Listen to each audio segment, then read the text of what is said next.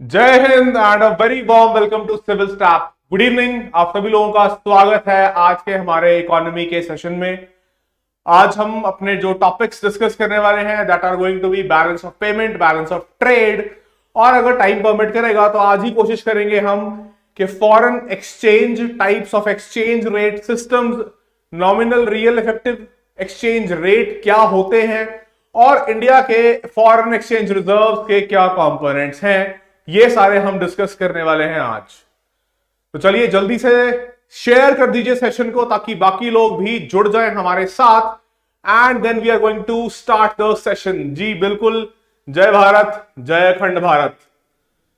चलिए बहुत बढ़िया, फटाफट शेयर कर दो सेशन को ताकि मैक्सिमम लोग जल्दी से जुड़ जाएं and then we can start with the session. Good evening everybody.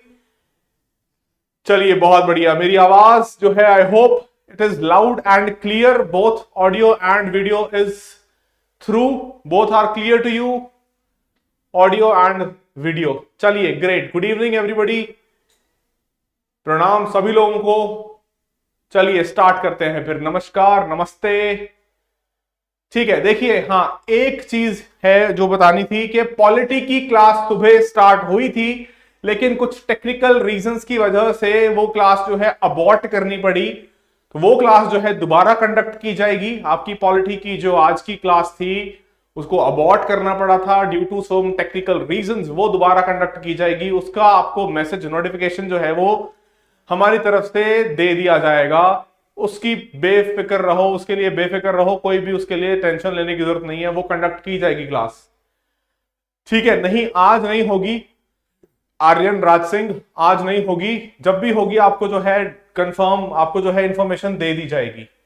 ठीक है, नहीं भाई अब नहीं होगी, आज नहीं होगी, होगी इसी हफ्ते में हो जाएगी, लेकिन इसी हफ्ते की जो टाइमिंग रहेगी वो आप लोगों के साथ शेयर कर दी जाएगी। चलिए स्टार्ट करते हैं। कब होगी भाई ये टेक्निकल टीम आप लोगों के साथ शेयर कर लेगी। ठीक है, हम अपनी क्लास स्टार्ट करते हैं अभी। चलो so let's start with the topic that is balance of payment. अब देखो यहां पे हो क्या रहा है, यहां पे ये हो रहा है कि हम यानी कि भारत जो है, जब भारत बाकी विश्व के साथ रेस्ट ऑफ द वर्ल्ड, बाकी दुनिया के साथ रेस्ट ऑफ द वर्ल्ड के साथ क्या कर रहा है, लेन देन कर रहा है, इकोनॉमिक ट्रांजैक्शंस कर रहा है। तो अगर आप बाकी दुनिया के साथ व्यापार कर रहे हैं, ट्रेड कर रहे हैं, एक्सपोर्ट इंपोर्ट कर रहे हैं, यानी कि आयात और निर्यात कर रहे हैं, सामान बेच रहे हैं उनको और वहां से सामान मंगा रहे हैं, तो आप उसका कुछ लेखा जोखा रखेंगे, आप उसके कुछ अकाउंट रखेंगे कि कितना आपका एक्सपोर्ट है, कितना आपका इंपोर्ट है, कितना निवेश बाहर से आ रहा है, कितना निवेश आप कर रहे हैं, कितने लोन्स आप उठा रहे हैं, कितने लोन आप दे रहे हैं, उस सब का आप लेखा जोखा रखेंगे, उस सब का आप हिसाब रखेंगे, उसकी आप एक रिकॉर्ड मेंटेन करेंगे। तो उसी रिकॉर्ड को हम इकोनॉमिक्स में बोलते हैं बैलेंस ऑफ पेमेंट। कि आप देखिए सिंपल सी बात है, जो भी आप सामान इंपोर्ट करते हैं, मान लीजिए, तो जब आप सामान इंपोर्ट करते हैं उसके लिए आप किसी और देश को पे करते हैं, ये पैसा जो है आपका बाहर की तरफ हो जाता है। जब आप एक्सपोर्ट करते हैं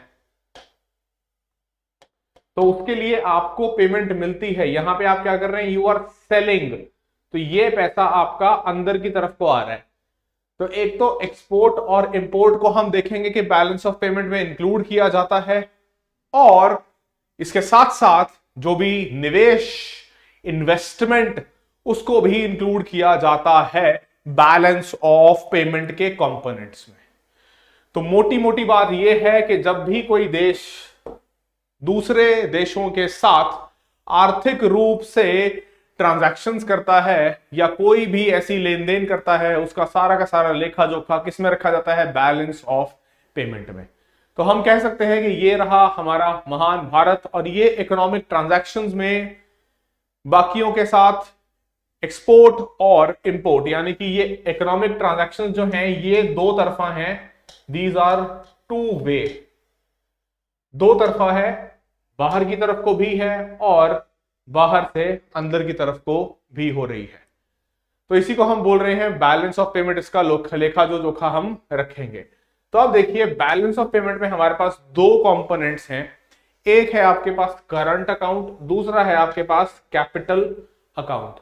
दो कंपोनेंट्स हैं आपके पास, कौन कौन से? एक तो है आपके पास करंट अकाउंट और दूसरा है आपके पास कैपिटल अकाउंट। तो मैंने क्या बोला? बीओपी यानी कि बैलेंस ऑफ पेमेंट। इसके अंदर हम दो विभाजन करेंगे, दो भाग इसमें बनाएंगे। एक को हम बोलेंगे करंट अकाउंट और दूसरे को हम बोलेंगे कैपिटल अकाउंट। तो जो करंट अकाउंट है उसके फर्दर कुछ कंपोनेंट्स होंगे और जो कैपिटल अकाउंट है उसके फर्दर कुछ कंपोनेंट्स होंगे। तो करंट अकाउंट के अंदर हम ये देखेंगे कि जो भी आपका व्यापार हो रहा है, जो भी आप आयात निर्यात कर रहे हैं, जो भी आप इंपोर्ट और एक्सपोर्ट कर रहे हैं, उसकी सारी की सारी डिटेल किसके अंदर रखी जाएगी? करंट अकाउंट के अंदर। यानी कि यहां पे आप देखेंगे कि आपके पास जो है एक तो हो रहा है ट्रेड इन गुड्स, यानी कि जो आपका सामान है, फिर आपके पास है कुछ सर्विसेज, और सर्विसेज के अलावा एक और तीसरी चीज है जहां पे आप देख रहे हैं कि ये कुछ ऐसी ट्रांसफर पेमेंट्स हैं, ट्रांसफर पेमेंट्स। तो इन सबको जो है हम डिस्कस करेंगे किसके अंदर? इन सबको हम डिस्कस करेंगे करंट अकाउंट के अंदर। ठीक है, आई होप इतनी बात तुम लोगों को समझ में जो है वो आ रही है। फिर इसके बाद देखो एक और है हमारे पास कैपिटल अकाउंट। इसमें हम मेजरली डिस्कस करेंगे जो भी आपकी इन्वेस्टमेंट्स हैं, उसके अलावा इन्वेस्टमेंट्स के अलावा जो भी आपके कर्जा है, जो भी आपके लोन्स हैं, वो सब कुछ रखेंगे हम कैपिटल अकाउंट के अंदर। करंट अकाउंट के अंदर हम क्या रखेंगे? ट्रेड गुड्स में, सर्विसेज में और ट्रांसफर पेमेंट। अब देखो यहां पे समझो इस चीज को कि जब हम बोल रहे हैं ट्रेड, ट्रेड का अर्थ हो गया व्यापार, और ट्रेड हम सिर्फ अभी देख रहे हैं किसके अंदर? गुड्स के अंदर। तो आप देखो गुड्स, सामान, जो भी आपकी कमोडिटीज हैं, उसको आप एक्सपोर्ट भी कर रहे हो एंड उसको आप इंपोर्ट भी कर रहे हो। तो जो भी आपकी वैल्यू है एक्सपोर्ट की और जो आपकी वैल्यू है इंपोर्ट की, ये टोटल मुझे बताएगा कि मेरा balance on trade, balance on trade, BOT के बैलेंस ऑन ट्रेड जो मेरा है, वो अगर मेरे एक्सपोर्ट जो हैं वो इंपोर्ट से ज्यादा हैं, तो मैं बोलूंगा कि मेरा बैलेंस ऑफ ट्रेड जो है वो किस में है? सरप्लस में। यदि मेरे इंपोर्ट्स ज्यादा हैं एक्सपोर्ट के कंपैरिजन में, तो मेरा बैलेंस ऑफ ट्रेड किस में है? डेफिसिट में। इसका सीधा सीधा अर्थ यह हुआ कि मुझे यह देखना पड़ेगा कि मैं जो सामान बेच रहा हूं बाहर, यानी कि एक्सपोर्ट कर रहा हूं, और जो सामान खरीद रहा हूं यानी कि इंपोर्ट कर रहा हूं, उसमें से कौन सा ज्यादा है मेरे पास।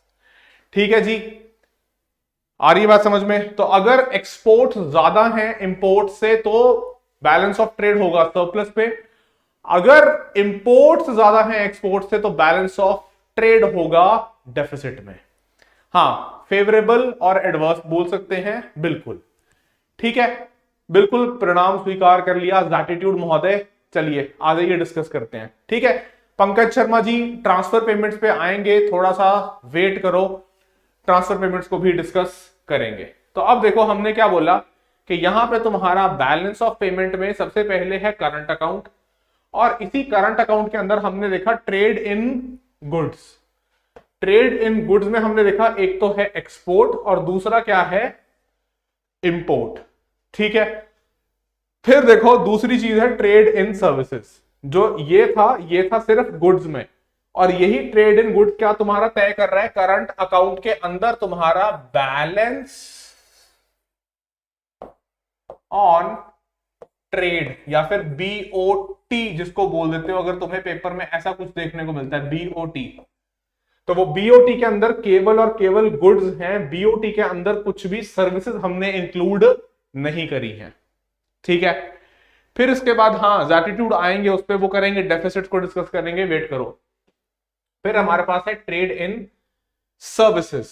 अब देखो, ट्रेड इन सर्विसेज का मतलब ये हुआ कि अगर मान लो इंफॉर्मेशन टेक्नोलॉजी आईटी सर्विसेज तुम्हें देखने को मिलता है, जैसे गुरुग्राम, चेन्नई, हैदराबाद, मोहाली, चंडीगढ़, बेंगलुरु, है ना, बेंगलुरु, ये सारे क्या हैं, मेजर आईटी हब्स हैं, जिसमें कि बेंगलुरु एक सबसे प्रोमिनेंट आईटी हब है।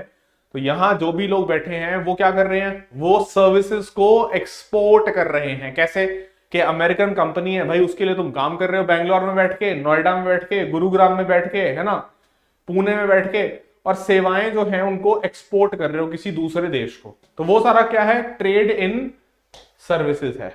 अब हो सकता है हम भी किसी बाहर के देश से सर्विसेज ले रहे हो, जैसे मान लो तुम अगर एनरोल कर लो किसी अमेरिकन यूनिवर्सिटी के किसी ऑनलाइन कोर्स में, कि तुम ऑनलाइन किसी अमेरिकन यूनिवर्सिटी का कोर्स खरीद लो और यहां बैठ के क्लासेस लगाओ, तो तुम क्या कर रहे हो, तुम सर्विसेज को इंपोर्ट कर रहे हो अमेरिका से। ठीक है, तो हाँ बिल्कुल फॉरेन कोर्स, राइट। तो इसलिए export of services and import of services. फिर देखो तीसरी चीज थी हमारे पास ट्रांसफर पेमेंट। अब मैं ये समझा देता हूं कि ये ट्रांसफर पेमेंट जो है ये क्या होता है। देखो इस चीज को समझो थोड़ा सा। गुड इवनिंग सभी लोगों को जिन्होंने अभी ज्वाइन किया है। देखो जब तुम मान लो तुम क्या कर रहे हो, कुछ गुड्स प्रोड्यूस कर रहे हो,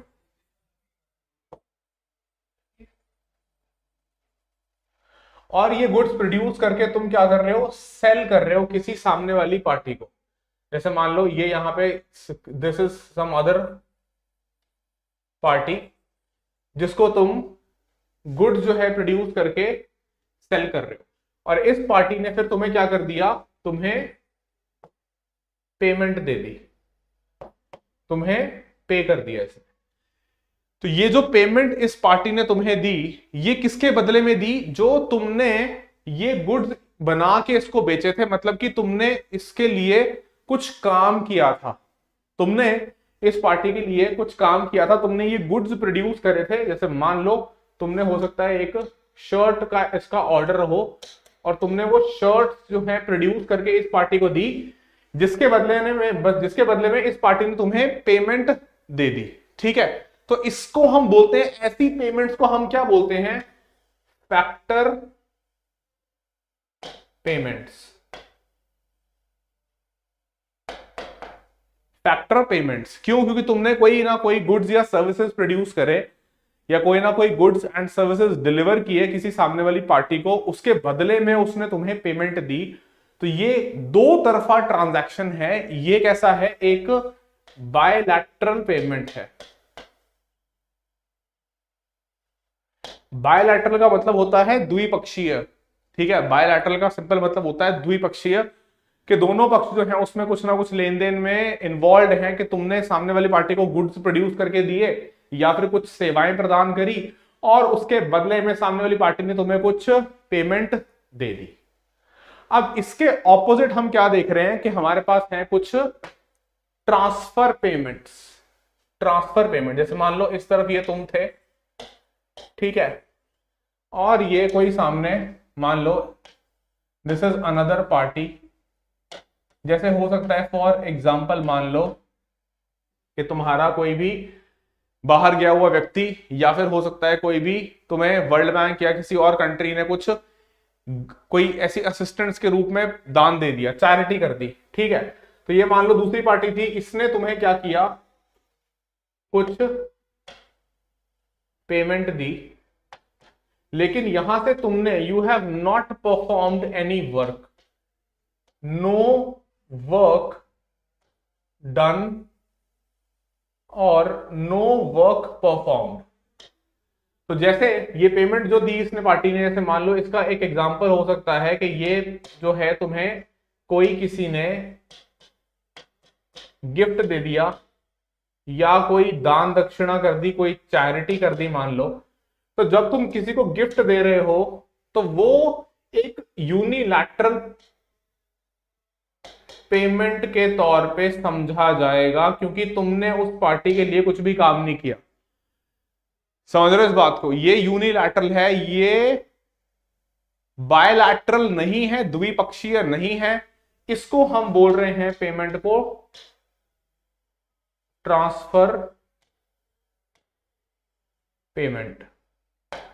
या फिर एक और एग्जांपल हो सकता है, मान लो तुम्हारे बाहर के किसी व्यक्ति ने कोई मनी रेमिट करी, कोई पैसा रेमिटेंस में भेज दिया। हाँ एग्जैक्टली मृत्युंजय जो बोल रहे हैं, नो वर्क डन और नो वर्क परफॉर्म्ड। ठीक है, तो इस तरीके की पेमेंट को क्या बोलते हैं? यूनिलैटरल या फिर ट्रांसफर पेमेंट, या फिर इसको कभी कभी हम नॉन फैक्टर पेमेंट भी बोल देते हैं, नॉन फैक्टर पेमेंट। ठीक है, अब ये बताओ, ये समझ में आया कि ये यूनिलैटरल पेमेंट का क्या मतलब है? बाकी डाउट तुम्हारे क्लास के एंड में 5 मिनट दूंगा मैं, तब रेज करना। अभी उल जुलूल डाउट मत लिखो, तुम्हारे बार बार कमेंट करने से मैं जवाब नहीं देने वाला। मैं तुम्हें अपॉर्चुनिटी दूंगा तब तुम डाउट रेज करोगे। अभी ये बताओ, ये समझ में आया ट्रांसफर पेमेंट क्या है? ठीक है, हाँ रेमिटेंस, बिल्कुल रेमिट कर दिया तुम्हारा, मान लो तुम्हारे भाई बहन माता पिता में से कोई चला गया बाहर, अमेरिका, कनाडा, टोरंटो, न्यूयॉर्क, ठीक है, वहां से उन्होंने तुम्हें कुछ पैसा भेज दिया। तो वो जो पैसा तुम्हें वहां से उन्होंने भेज दिया, वो क्या है? उसके लिए तुमने उनके लिए कोई काम नहीं किया, तुमने कोई गुड्स प्रोड्यूस करके उनको नहीं भेजे, ना ही तुमने कोई सेवाएं प्रदान करी, ना ही कोई तुमने सर्विसेज प्रोवाइड करी। तो वो क्या है? यूनिलैटरल पेमेंट है, वो ट्रांसफर पेमेंट है। ठीक है जी, चलो यूनिलैटरल बायलैटरल पेमेंट दोनों ट्रांसफर पेमेंट में आएंगे नहीं? अरे शुभम श्रीवास्तव जी, बायलैटरल में तो भाई तुम बायलैटरल में तो काम करके दे रहे हो सामने वाली पार्टी को। बायलैटरल में तुम क्या कर रहे हो कि तुम कोई गुड्स प्रोड्यूस करके दे रहे हो या कुछ सेवाएं प्रदान कर रहे हो, जिसके बदले में तुम्हें पैसा दिया जा रहा है। यार तुम कल को ईपीएफओ का पार्ट बनोगे, एओ ईओ या फिर एपीएफसी बनोगे, तो तुम सैलरी नहीं लोगे क्या? काम करके दोगे तो सरकार से सैलरी भी तो लोगे, ठीक है ना? तो वही सेम चीज है, बायलैटरल है, द्विपक्षीय है, कि तुमने काम करके दिया, सामने वाली पार्टी ने तुम्हें पेमेंट दे दी। ठीक है, अबे उस पे आते हैं, अभी डेफिसिट सरप्लस पे आते हैं, रुक जाओ, अभी इतनी जल्दी काहे की है तुम्हें? ठीक है, चलो। सो हमने क्या देख लिया? एक और है हमारे पास ट्रांसफर पेमेंट, जिसमें गिफ्ट, रेमिटेंसेस, ग्रांट्स। ग्रांट्स देखो लोन नहीं है, ग्रांट लोन नहीं है, ठीक है। हाँ पॉकेट मनी यूनिलैटरल है भाई, बिल्कुल ठीक है अनंत पांडे। चलो, तो ये सारा तुम्हारा हो गया क्या? किसके? ये सारे के सारे जो कंपोनेंट्स हैं, ये किसके कंपोनेंट्स हैं? ये कंपोनेंट्स हैं करंट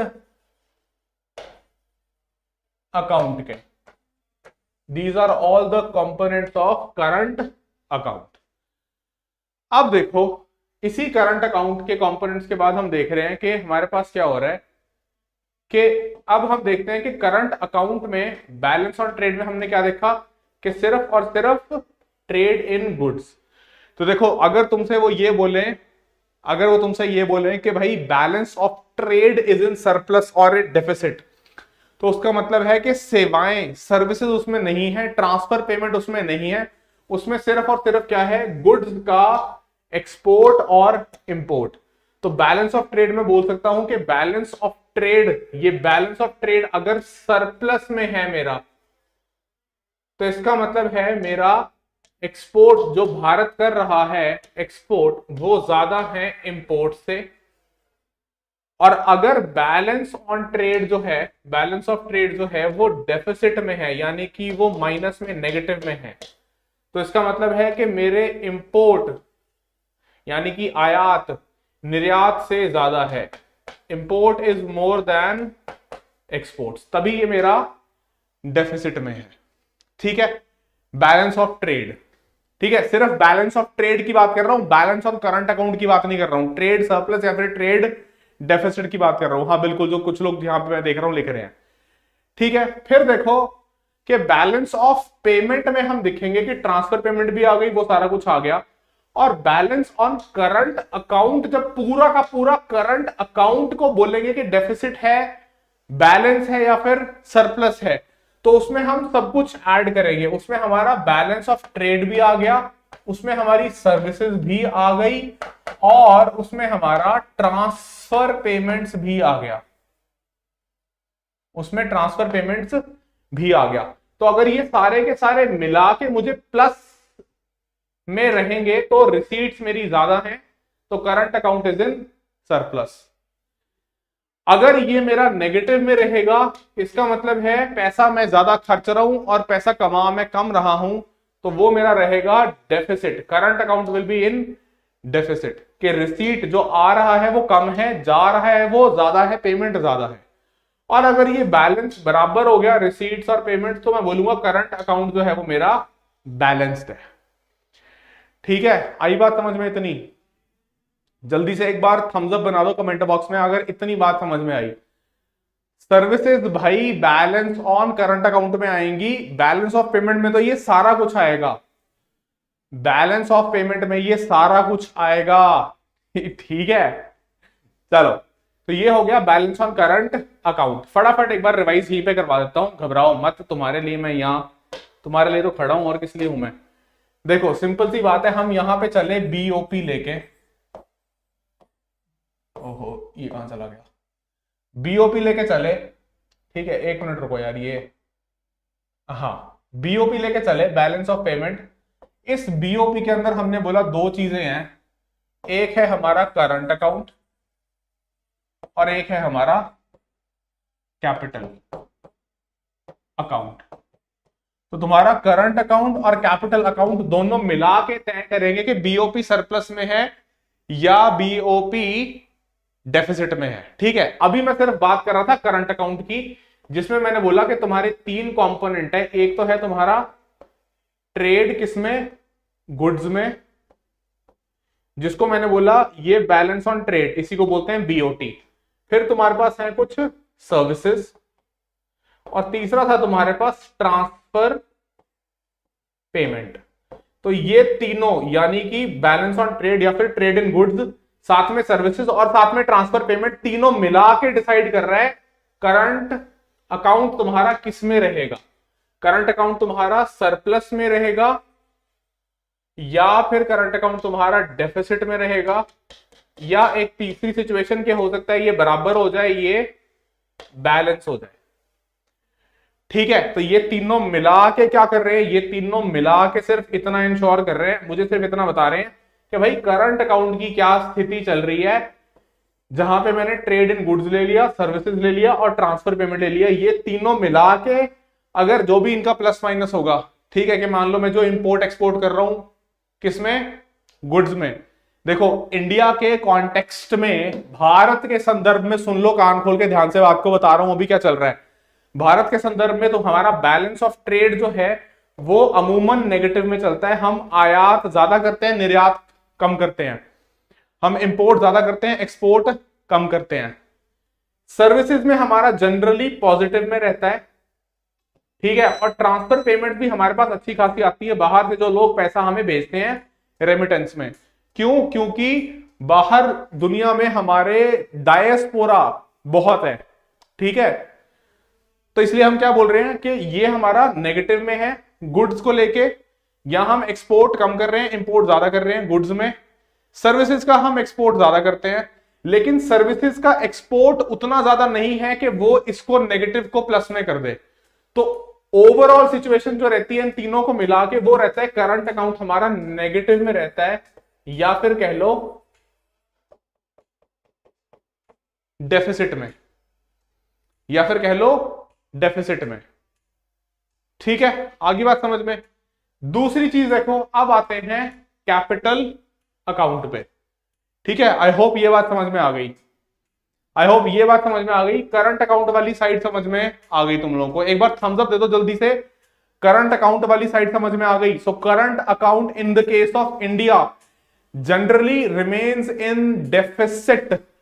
ठीक है, ठीक है, अब आ जाओ कैपिटल अकाउंट पर डिस्कस करना स्टार्ट करते हैं। कैपिटल अकाउंट ये हमने बात कर ली। अब देखो ये इतना पोर्शन हमने डिस्कस कर लिया, ये तुम्हारा करंट अकाउंट इतना था ऊपर वाला।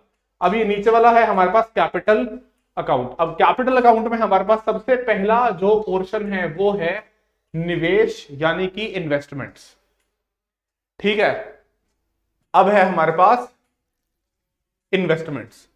इन्वेस्टमेंट्स क्या है? इन्वेस्टमेंट में तुम्हारे पास हो सकता है एक तो डायरेक्ट इन्वेस्टमेंट जिसको तुम बोल देते हो FDI, और दूसरा है पोर्टफोलियो इन्वेस्टमेंट जिसको तुम बोल देते हो FPI। अब देखो ये FDI और FPI क्या होता है, इसको समझो यहां पे कि जब हम बात करते हैं फॉरेन डायरेक्ट इन्वेस्टमेंट की और फॉरेन पोर्टफोलियो इन्वेस्टमेंट की, तो FDI का अर्थ ये होता है कि ऐसा निवेश जो कि कोई फॉरेनर लेके आ रहा है और वो तुम्हारे किसी कंपनी किसी एंटरप्राइज में अच्छा खासा पोर्शन जो है या फिर हिस्सेदारी ले रहा है। ठीक है, हिस्सेदारी लेने का मतलब ये हुआ कि देखो कि जब हम बात कर रहे हैं FDI वाली, फॉरेन डायरेक्ट इन्वेस्टमेंट की, तो यहां पे जो फॉरेन इन्वेस्टर, जो भी विदेशी निवेशक तुम्हारे पास आ रहा है, फॉरेन इन्वेस्टर, ये फॉरेन इन्वेस्टर आके तुम्हारी किसी कंपनी के अंदर, कौन सी कंपनी के अंदर? जो भारत में मौजूद है, भारत में स्थित है, इंडियन कंपनी, इस इंडियन कंपनी के अंदर पार्टिसिपेट कर रहा है, इसके अंदर मैनेजमेंट में भी रोल प्ले कर रहा है, इसकी मैनेजमेंट में भी ये रोल प्ले करेगा, ये अच्छा खासा अपना टेक, अच्छी खासी हिस्सेदारी जो है वो यहां पे ले रहा है। ठीक है, सेम नहीं है भाई, हाँ FII FPI सेम है, अभी रुक जाओ, आने दो उस पे, मुझे पहले इसी पे रहते हैं। ठीक है, तो जो ये फॉरेन इन्वेस्टर है, ये हमारी भारतीय किसी कंपनी के अंदर आके पैसा लगा रहा है, और हमने क्या बोला? हमने ये बोला कि ये ना मैनेजमेंट में भी एक्टिवली पार्टिसिपेट करेगा, बढ़ चढ़ के हिस्सा लेगा, एक्टिवली पार्टिसिपेट करेगा, और ये चाहेगा कि कंपनी के प्रॉफिट्स जो हैं वो ग्रो करें। कंपनी के प्रॉफिट्स अगर इंक्रीज करेंगे तो इसको अपने निवेश पे भी ज्यादा पैसा कमाने को मिलेगा। ठीक है, आई बात समझ में कि अगर ये ज्यादा कंपनी मुनाफा कमाती है तो इसको अपने निवेश पे भी ज्यादा रिटर्न, ज्यादा मुनाफा कमाने को मिलेगा। तो ये चाहेगा कि कंपनी जो है वो अच्छी तरह से काम करे, या फिर हम बोल सकते हैं वो एफिशिएंटली काम करे। तो अगर ये चाहेगा कि एफिशिएंटली कंपनी काम करे, तो हो सकता है ये कुछ नई तकनीक, नई टेक्नोलॉजी भी अपने साथ में लेके आए, न्यू टेक्नोलॉजी, या फिर मैं कह सकता हूं ये टेक्नोलॉजी ट्रांसफर भी करवाए अपने साथ, कि कुछ ये नई तकनीक जो है वो भी अपने साथ में लेके आए। अब देखो, ये अगर जो है कंपनी के मैनेजमेंट के अंदर भाग ले रहा है, लंबे समय के लिए सोच के ये आया है कि मैं निवेश कितने समय के लिए लेके आ रहा हूं, ये वाला फॉरेन इन्वेस्टर जो FDI के अंदर आ रहा है, ये लॉन्ग टर्म इन्वेस्टमेंट सोच के आया है, लंबे समय के लिए, ये इन्वेस्टमेंट सोच के आया है लंबे समय के लिए, और इसीलिए इसको माना जाता है कि ये स्थिर रूप से या एक स्थिर निवेशक है, ये स्टेबल इन्वेस्टर है। ठीक है, स्टेबल इन्वेस्टर क्यों है? क्योंकि ये जल्दी से अपना पैसा लेके भागेगा नहीं, इसने लंबे समय के लिए पैसा जो है वो इन्वेस्ट किया है, लंबे समय के लिए अपना निवेश जो है वहां पे डाला है। ठीक है, तो लॉन्ग टर्म के लिए स्टेबल है, साथ ही साथ ये एसेट क्रिएशन में भी हेल्प करेगा। देखो, एसेट क्रिएशन का मतलब ये है, समझो अगर इस चीज को, अगर मैं तुम्हारी कंपनी में पैसा लगाऊं और मैं तुम्हें बोलूं कि यार मैं जो है ना लॉन्ग टर्म के लिए पैसा लगा रहा हूं, मैं तुम्हारे साथ मैनेजमेंट में भी भागीदारी रहूंगा, रहेगी मेरी, मैं तुम्हारे साथ मैनेजमेंट में भी पार्टिसिपेट करूंगा, मैं लॉन्ग टर्म के लिए पैसा लेके यहाँ पे निवेश कर रहा हूं, तो तुम्हें लगेगा कि ठीक है ये पैसा कहीं जल्दी से जाने वाला नहीं है, ये निवेश रहने वाला है। तो तुम उस निवेश को इस्तेमाल करके, या उस निवेश से जो पैसा आया है उसको इस्तेमाल करके तुम कुछ नई मशीन्स, कुछ नई फैक्ट्री, कोई नई बिल्डिंग, उसका जो है उसकी आप उसको तुम बना सकते हो, तुम कोई नई मशीन्स मंगवा सकते हो, फैक्ट्री एक्सपैंड कर सकते हो। तो ये क्या करेगा? ये एसेट क्रिएशन में हेल्प करेगा। ठीक है, और जनरली एफडीआई में क्या बोला जाता है कि दिस इज मोर देन 10%, कि अगर किसी ने 10% से ज्यादा के शेयर्स अक्वायर करे हैं कंपनी के अंदर तो हम उसको बोलते हैं कि वो फॉरेन डायरेक्ट इन्वेस्टमेंट के तहत काउंट किया जा रहा है। ठीक है जी, आ रही है बात समझ में? हाँ, नॉट लेस देन 10%। तो ये क्या होगा, लॉन्ग टर्म के लिए होगा, स्टेबल होगा, एसेट क्रिएशन में हेल्प करेगा। इसके साथ साथ देखो एक और चीज भी है, एक और चीज क्या है यहां पे कि इसकी एंट्री और एग्जिट जो है ना वो बहुत ज्यादा स्क्रूटनी वाली होगी। जल्दी से हम इसको आने नहीं देंगे और जल्दी से हम इसको जाने भी नहीं देंगे। एंट्री एंड एग्जिट जो है वो थोड़ी सी relatively you can say it is difficult. Difficult क्यों है? क्योंकि भाई तुम अगर लंबे समय के लिए निवेश लेके आ रहे हो तो फिर जो है मैं ये देखूंगा कि तुम वो निवेश जो है वो कहीं से ब्लैक मनी तो नहीं लेके आ रहे, कहीं से इलीगल मनी तो नहीं लेके आ रहे। वो पैसा जो है वो कहां से आ रहा है, ठीक है? वो रिलेटिवली जो है मैं जल्दी से तुम्हें एंट्री नहीं दूंगा, मैं तुम्हारी पूरी स्क्रूटिनी करूंगा, मैं सारा जो है जांच पड़ताल करने के बाद तुम्हें आने दूंगा। और एक बार तुम आ गए तो फिर तुम्हें मैं जल्दी से जाने भी नहीं दूंगा। क्यों? क्योंकि भाई तुम लंबे समय के लिए बोल के आए थे, एफडीआई के रूट से तुम आ रहे हो, ठीक है? तो इसलिए यहां पे it will be a bit difficult, या फिर मैं बोल सकता हूं एंट्री और एग्जिट में क्या होगा, स्क्रूटनी ज्यादा होगी। स्क्रूटनी विल बी मोर, ठीक है? तो ये हो जाएगा तुम्हारा foreign direct investment. Black money से दिक्कत ये है, अरे यार अभिषेक सिंह एक के बाद एक कमेंट कर रहे हो, रुक तो जाओ। ब्लैक मनी से दिक्कत ये है कि तो वो तुम्हारी अर्थव्यवस्था को नुकसान पहुंचा सकती है। वो जो पैसा है हो सकता है कहीं किसी टेररिस्ट ऑर्गेनाइजेशन का हो जो यहां पे किसी और काम के लिए निवेश कर रहा हो, कि वो दिखा रहा है कि एफडीआई में आ रहा है लेकिन वो पैसा वाकई में लेके आएगा किसी और गलत गतिविधि को फंड करने के लिए, ठीक है? चलो फिर देखो इसके बाद हमारे पास है फॉरेन पोर्टफोलियो इन्वेस्टमेंट, या फिर जिसको हम बोलते हैं एफपीआई। अब यहां पे क्या हो रहा है एफपीआई में जो शेयर्स हैं लेस देन 10%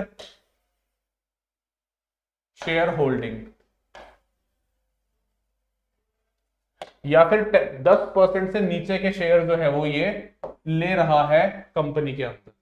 तो इसमें हम क्या बोल रहे हैं, जब ये लेस देन 10% शेयर ले रहा है तो इसमें हम बोल रहे हैं कि ये जो इन्वेस्टमेंट है, जो फॉरेन इन्वेस्टर है,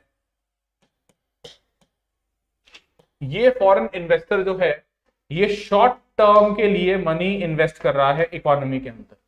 पहली बात तो ये है शॉर्ट टर्म के लिए। दूसरा, एफडीआई के मुकाबले ये अस्थिर है, अनस्टेबल है। तीसरा, इसके अंदर कोई भी टेक्नोलॉजी, कोई भी तकनीक जो है वो नहीं लेके आएगा, ये नो टेक्नोलॉजी ट्रांसफर। और यूजुअली ये जो है किसी भी एसेट क्रिएशन में मेरी मदद नहीं करेगा, नो एसेट क्रिएशन। एंड ये शॉर्ट टर्म के लिए आया है। तो देखो कंपनी की मैनेजमेंट में कोई भी रोल नहीं है, no role in management, management के अंदर कोई भी रोल नहीं है। तो इसमें देखो ये जो निवेश है या ये जो निवेशक है ये हमेशा क्या सोचेगा, देखो ये ऐसे लोग हैं, सुन लो इसको ध्यान से, जो क्या करते हैं, जिनके पास पैसा है, जो दुनिया भर के जो बाजार हैं, जैसे हो सकता है लंदन है, न्यूयॉर्क है, वॉशिंगटन या कैनबेरा या वैंकूवर, टोरंटो या फिर मुंबई, इनकी नजर होती है हर तरफ, ठीक है? हर तरफ इनकी नजर होती है और ये देखते हैं कि इनकी इन्वेस्टमेंट पे सबसे ज्यादा मुनाफा ये कहां पे कमा सकते हैं, कि अगर ये अपना पैसा लंदन में डालें, मुंबई में डालें या न्यूयॉर्क में डाल दें या फिर कैनबरा ऑस्ट्रेलिया में डाल दें, तो ये देखते हैं कि ऑस्ट्रेलिया में, कनाडा में, अमेरिका में, ब्रिटेन में, भारत में कहां इनको सबसे ज्यादा रिटर्न मिलेगा। क्योंकि हर एक निवेशक क्या चाहता है, हर एक निवेशक का एक मकसद, जो कॉमन मकसद है वो ये है कि उसको ज्यादा से ज्यादा मुनाफा या ज्यादा से ज्यादा रिटर्न जो है वो मिले अपनी इन्वेस्टमेंट पे। तो ये इन्वेस्टर जो है, जो एफपीआई के तहत या एफआईआई के तहत आया है, ये सिर्फ इतना देख रहा है कि दुनिया भर में सबसे ज्यादा इसको प्रॉफिट कहां पे मिलेंगे। और अगर इसको लगेगा कि हाँ भाई मुझे इंडिया में ज्यादा प्रॉफिट या फिर इंडिया के मुकाबले में मुझे ज्यादा प्रॉफिट मैं कमा सकता हूं, मोर प्रॉफिट कहां पे, अमेरिका में, मान लो यूएसए में, तो भाई ये तुम्हारा जो है ना रातों रात तुम्हारा पैसा निकाल के यहां से मनी विड्रॉ करके ये चला जाएगा अमेरिका, ये पैसा विड्रॉ करके ले जाएगा यूएसए।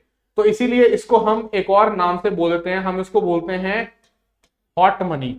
हॉट मनी का मतलब है कि जो पैसा एक जगह टिक नहीं रहा, यहां से वहां हमेशा जंप कर रहा है, हॉट मनी। या फिर इसको बोल देते हैं फ्लाई बाय नाइट, के रातों रात वो पैसा निवेशक ने अपना यहां से निकाला और दूसरी जगह पे जाके निवेश कर दिया, फ्लाई बाय नाइट मनी। तो इसी को तुम बोल देते हो हॉट मनी या फिर फ्लाई बाय नाइट मनी। ठीक है, हाँ बिल्कुल, एटीट्यूड जल्दी से वो असिस्ट नहीं करेंगे। दिव्या जो बोल रही है कि FPI will not help in asset formation. अबे यार गरम पैसा, यार ये कैसी बात है, ऐसे मत बोलो, गरम पैसा। ठीक है, मतलब तुम हॉट मनी बोल के चलो। ठीक है, तो ये रिलेटिवली क्या है, शॉर्ट टर्म के लिए है, अनस्टेबल है। अच्छा, इसकी एंट्री और एग्जिट, इसकी एंट्री एंड इसकी एग्जिट जो है वो रिलेटिवली इजी है, दैट इज रिलेटिवली इजियर, वो थोड़ा सा आसान है किसके कंपैरिजन में, एफडीआई के कंपैरिजन में। ठीक है जी, चलो आई होप ये समझ में आ गया। तो जल्दी से एक बार मुझे कंफर्म कर दो, ये समझ में आ गया ना कि एफडीआई और एफपीआई इसका क्या अंतर होता है और ये होता क्या है। तो थम्स अप दे दो जल्दी से, फिर मैं समझ जाऊंगा कि हम आगे बढ़ सकते हैं। जल्दी से थम्स अप दे दो, फिर मैं समझ जाऊंगा कि हम आगे बढ़ सकते हैं। ये समझ में आ गया? हाँ भाई ठीक है, हॉट को गर्म ही बोलते हैं। ठीक है, मान लिया तुम्हारी बात को। ठीक है, चलो लेट्स मूव फॉरवर्ड। तो ये रहा तुम्हारा एफडीआई और एफपीआई। फटाफट इसको देख लेते हैं एक बार कि हमने क्या डिस्कस किया है, वही चीजें लिख रखी हैं यहाँ पे। हाँ तो आ जाओ। तो हमने क्या बोला, FPI refers to the investment made by foreign investors to obtain a substantial interest in the enterprise located in a different country. यानी कि मान लो अमेरिका से इन्वेस्टर आके भारतीय कंपनी में इन्वेस्ट करे। फिर ये एक्टिव इन्वेस्टर है, डायरेक्ट इन्वेस्टमेंट लेके आ रहा है। इसका मैनेजमेंट में कंट्रोल कैसा रहेगा, अच्छा खासा हाई कंट्रोल। और कैसे समय, कितने समय के लिए आया है, लॉन्ग टर्म के लिए, लंबे समय के लिए। जबकि एफपीआई में देखेंगे तो ये ऐसी इन्वेस्टमेंट है जो कि एक फाइनेंशियल एसेट में की जा रही है, जैसे कि स्टॉक, बॉन्ड या फिर शेयर, जो कि तुम्हारे शेयर मार्केट में अवेलेबल है। ये एक्टिव इन्वेस्टर नहीं है, मैनेजमेंट में पार्टिसिपेट नहीं कर रहा, ये पैसिव इन्वेस्टर है। फिर ये इनडायरेक्टली इन्वेस्ट कर रहा है, मैनेजमेंट में कंट्रोल इसका कम है, अवधि इसकी बहुत छोटे टाइम पीरियड के लिए रहेगी। सो that is short term investment. फिर एफडीआई में हम देखेंगे कि एफिशिएंसी ज्यादा रहेगी, फिजिकल एसेट्स में ये निवेश अपना करेगा। जैसे कि हो सकता है कि किसी कोई लैंड एक्विजिशन में या फिर कोई बिल्डिंग बन जाए उससे, जो हम एसेट क्रिएशन की बात कर रहे थे, या फिर कुछ नई कैपिटल, कुछ नई मशीन्स आ जाएं। एंट्री और एग्जिट यहाँ पे क्या है, डिफिकल्ट। इसका असर क्या पड़ेगा इस निवेश का, ट्रांसफर ऑफ फंड्स, टेक्नोलॉजी और बाकी संसाधन टू द फॉरेन कंट्री के, मान लो अमेरिका से यहां पे। ठीक है, एफडीआई ये बता रहा हूं, एफडीआई चल रहा है। फिर रिस्क इसमें कम है और ये रिलेटिवली स्थिर है या फिर स्टेबल है। दूसरी तरफ एफपीआई कंपैरेटिवली लेस एफिशिएंट, इसको फर्क नहीं पड़ता तुम्हारी कंपनी कैसा काम कर रही है। दूसरा, फाइनेंशियल एसेट्स में ये इन्वेस्ट कर रहा है, मतलब कि ये तुम्हारा पैसा बिल्डिंग्स में, लैंड में नहीं डाल रहा, ये शेयर्स में, बॉन्ड्स में पैसा डाल रहा है। ठीक है, फिर एंट्री एंड एग्जिट कैसी है, आसान है। इसका असर क्या पड़ेगा इस निवेश का, capital inflows to the country, मतलब ये पैसा लेके आ रहा है लेकिन पैसा जल्दी से वापस भी लेके जा सकता है।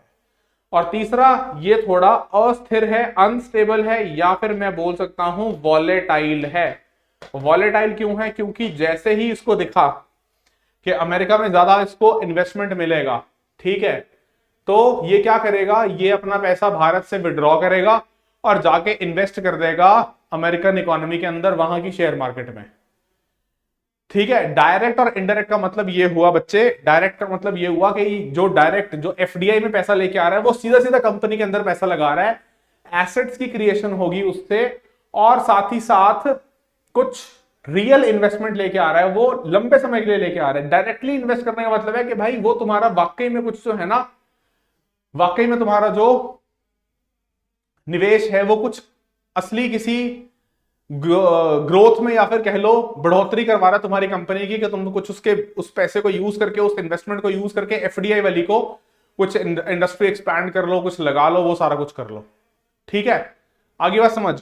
और एफआईआई या एफपीआई जो है इनडायरेक्टली कैसे कर रहा है, शेयर मार्केट में पैसा लगा रहा है, उसके थ्रू वो पैसा तुम्हारे पास आ रहा है। जरूरी नहीं है कि वो पैसा लंबे समय तक रुके, तो इसलिए हम उसको बोल रहे हैं कि वो डायरेक्ट नहीं है, इनडायरेक्ट है।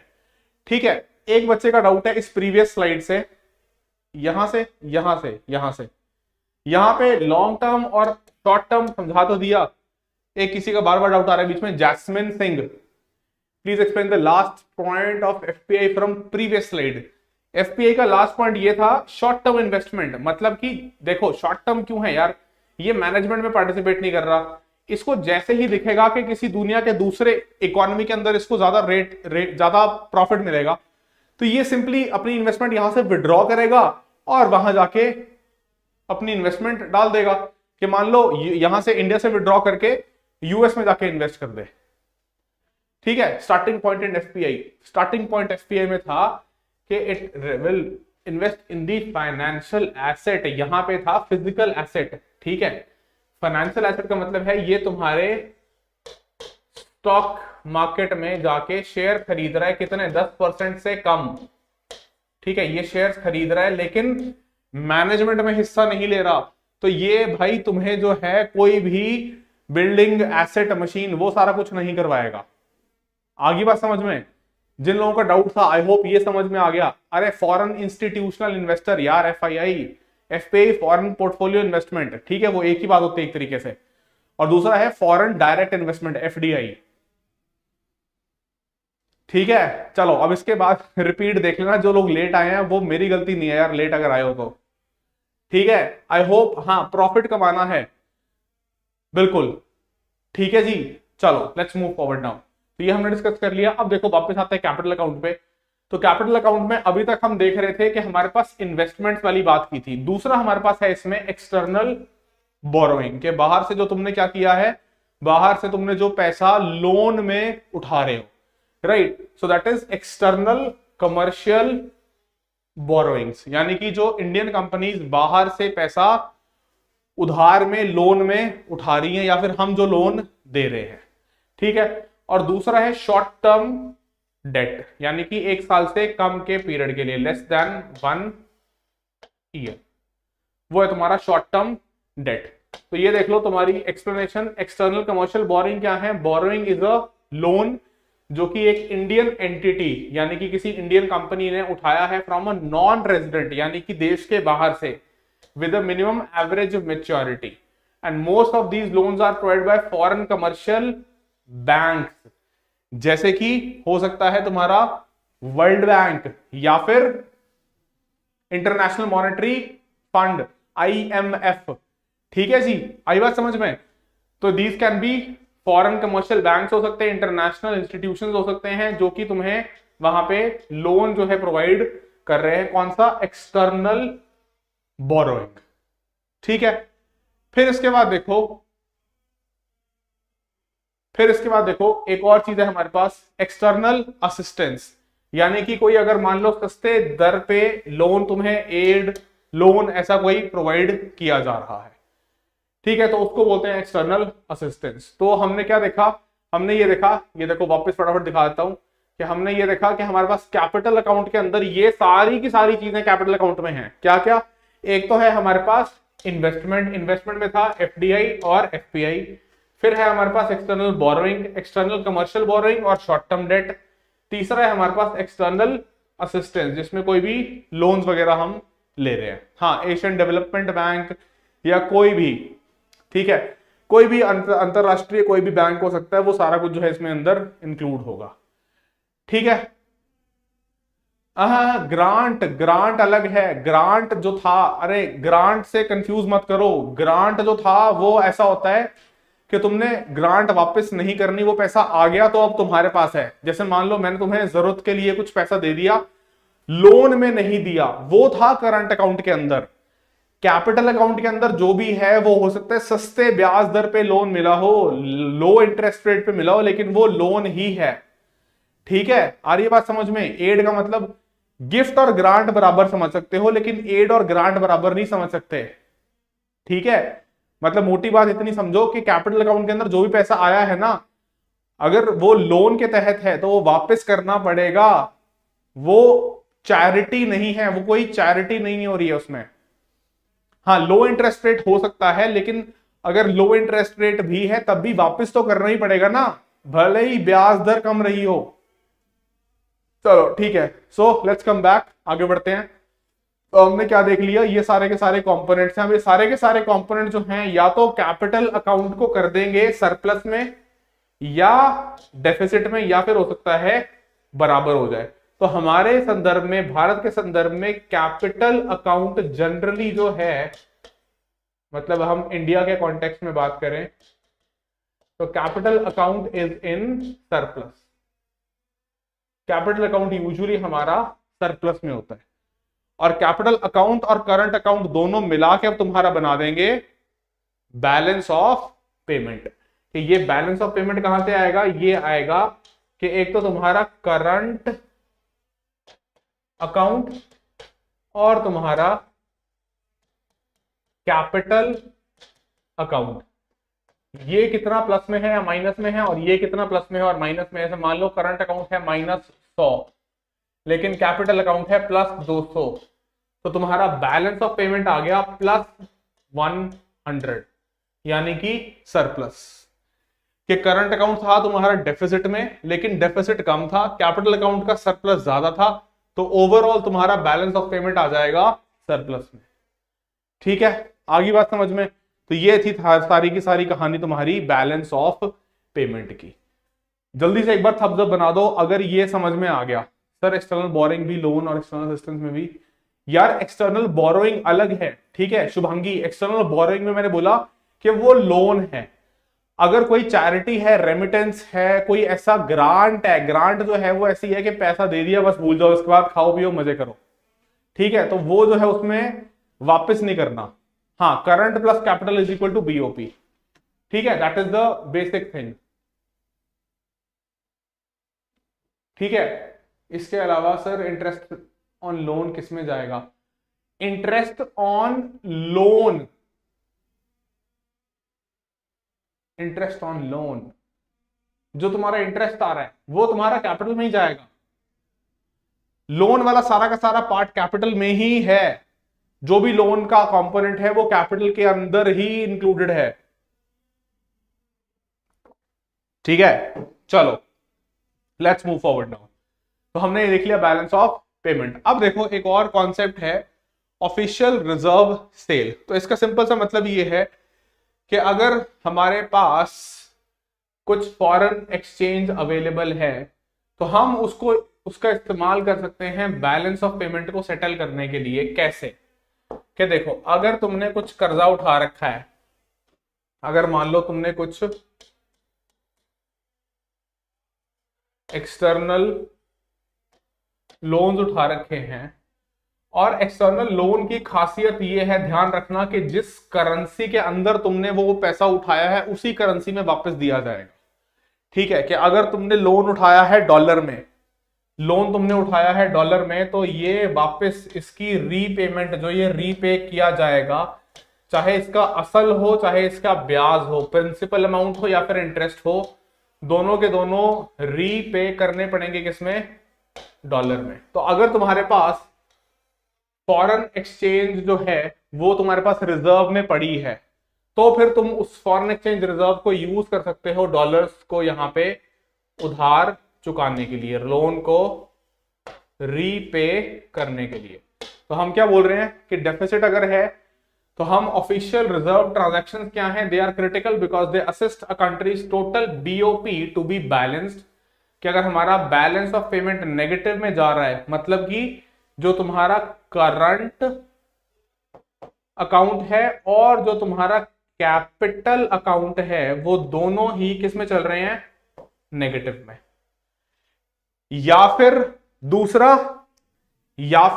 दूसरा क्या हो सकता है कि करंट अकाउंट जो हमारा था, जो हमने बोला था कि -100 था, मान लो वो -100 ही रहे, लेकिन कैपिटल अकाउंट तुम्हारा सिर्फ +50 रहे, तो तुम्हारा नेट आ जाएगा -50, यानी कि तुम्हारा balance of payment BOP will be equal to -50। तो यहां पे भी बीओपी चला गया डेफिसिट में। तो फिर मुझे क्या चाहिए, मैं निकाल के लेके आऊंगा डॉलर कहां से, अपने फॉरेक्स रिजर्व्स में से, जो कि याद करो हम बैंकिंग में पढ़ के आए हैं, फॉरेन एक्सचेंज रिजर्व रखना किसकी जिम्मेदारी है देश में, कौन मैनेज करता है फॉरेन एक्सचेंज रिजर्व्स को, जल्दी टाइप करो, फॉरेन एक्सचेंज रिजर्व कौन मैनेज करता है इंडिया में, बिल्कुल absolutely reserve bank of India. हाँ, आरबीआई, हमने देखा था जब हम पढ़ रहे थे आरबीआई के फंक्शंस को कि फॉरेन एक्सचेंज मैनेज करना देश में हमारी जिम्मेदारी है भारतीय रिजर्व बैंक की।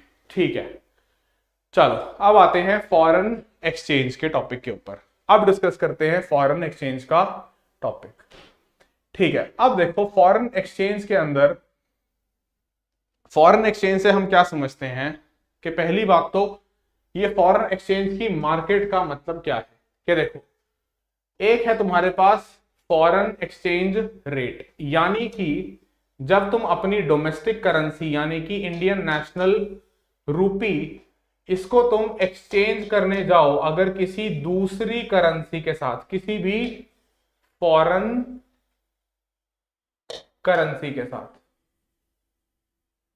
वो फॉरेन करेंसी क्या हो सकती है, कोई भी करेंसी हो सकती है, जैसे मान लो यूएस डॉलर, ठीक है, यूएस का डॉलर। तो जब तुम रुपी को एक्सचेंज करने गए यूएस के डॉलर के साथ, तो तुम्हें देखने को मिल रहा है कि इसका फॉरेन एक्सचेंज का कुछ रेट है।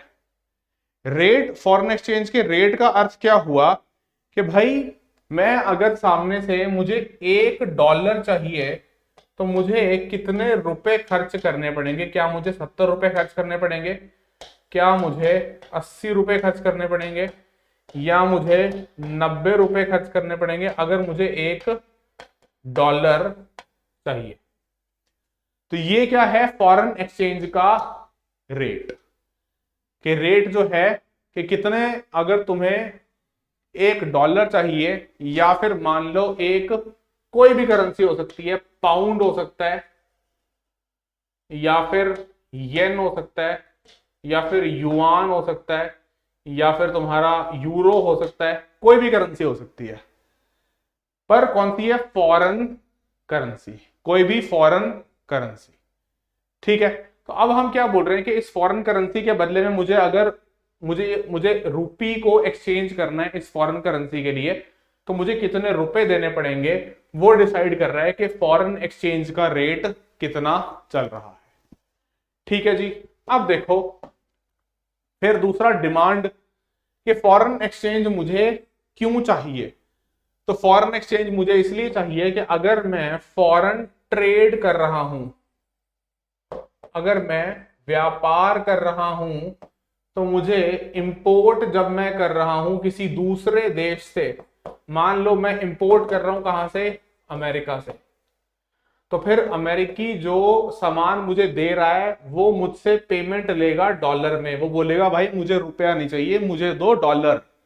तो इसीलिए डिमांड क्यों है फॉरेन एक्सचेंज की, कि अगर जब भी हम बाहर के किसी भी देश से कोई भी सामान मंगवाते हैं तो फिर हमें उनको पे करने के लिए उनकी करेंसी चाहिए। जैसे अगर मान लो हम ब्रिटेन से कुछ मंगाएं तो हम उनको पाउंड में पेमेंट करेंगे, ठीक है, अगर हमारी रुपी डिनोमिनेटेड अरेंजमेंट नहीं है, ठीक है, कि अगर हमने रुपए के अंदर कोई भी उनके साथ ऐसा कुछ भी एग्रीमेंट नहीं कर रखा, तो फिर हमें डॉलर चाहिए अमेरिका से सामान अगर हमें मंगवाना है, इसीलिए डिमांड है फॉरेन एक्सचेंज की।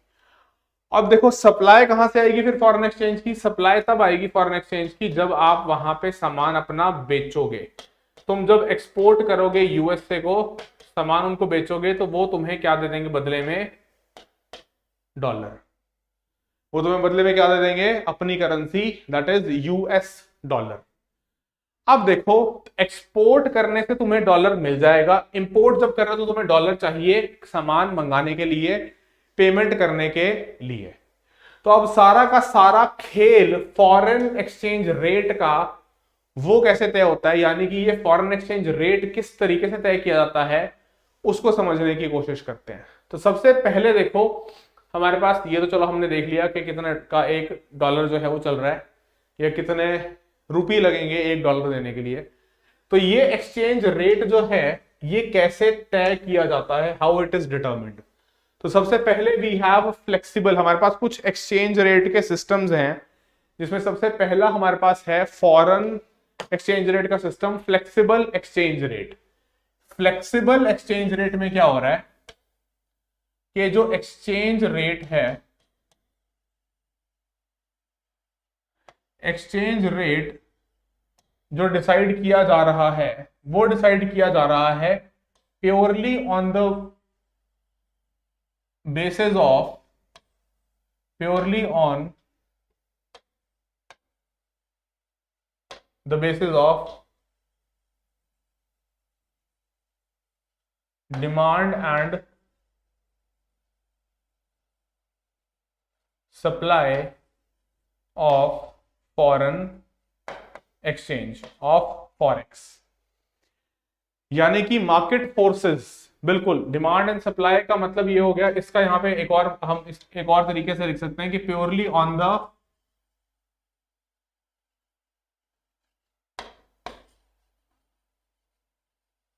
Basis of market forces. अब देखो मार्केट फोर्सेस की जब बात कर रहे हैं तो कैसे मार्केट फोर्सेस कैसे तय करेंगी कि क्या होगा एक्सचेंज रेट। समझो इस चीज को यहां पे ऐसे कि अगर देखो एक डॉलर जो है दैट इज इक्वल टू ₹60। एक एग्जाम्पल के थ्रू समझते हैं कि मान लो एक डॉलर जो है वो बराबर है कितने? 60 रुपए। लेकिन हम क्या कर रहे हैं, हम इंपोर्ट ज्यादा कर रहे हैं, वी आर इंपोर्टिंग मोर। कहां से? From America. अगर हम अमेरिका से ज्यादा इंपोर्ट कर रहे हैं तो ज्यादा डिमांड किसकी होगी? डॉलर की। ये समझ पा रहे हो?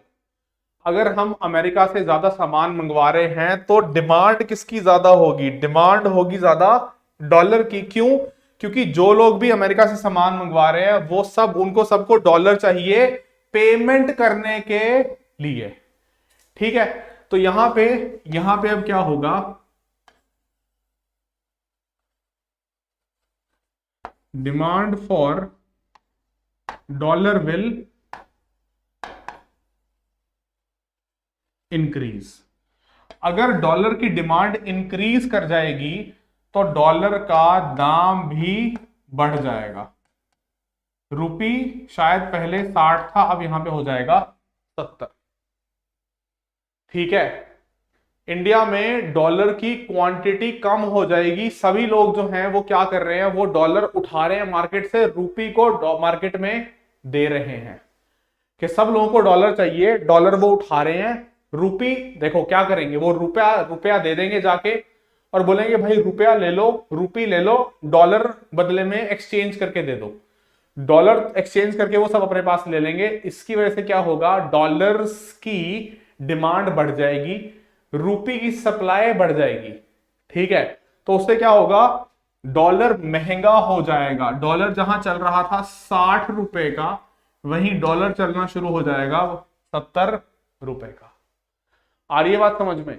तो इस चीज को फ्लेक्सिबल एक्सचेंज रेट सिस्टम में जो ये तुम्हारा डॉलर महंगा हो गया, इसको हम क्या बोलेंगे, इसको हम बोलेंगे कि डॉलर जो है डॉलर का एप्रिसिएशन हुआ है, कि डॉलर, यूएस का जो डॉलर है दैट हैज,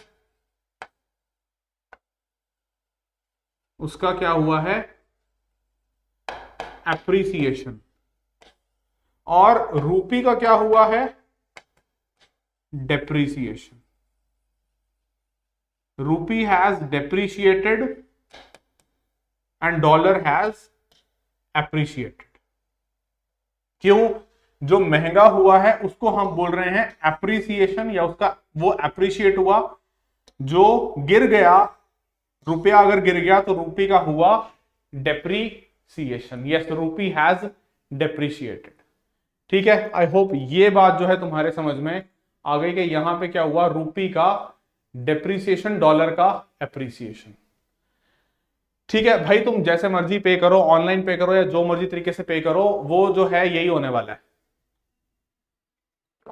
ठीक है, आई होप मेजॉरिटी लोगों को समझ में आ गया, नहीं तो फिर तुम रिपीट देख सकते हो एक बार। ठीक है, फिर देखो दूसरी चीज क्या हो रही है। अब इसी चीज को एक और एग्जांपल से समझो, एक और एग्जांपल से समझो कि अगर मान लो यहां पे अमेरिका और ये रहा इंडिया,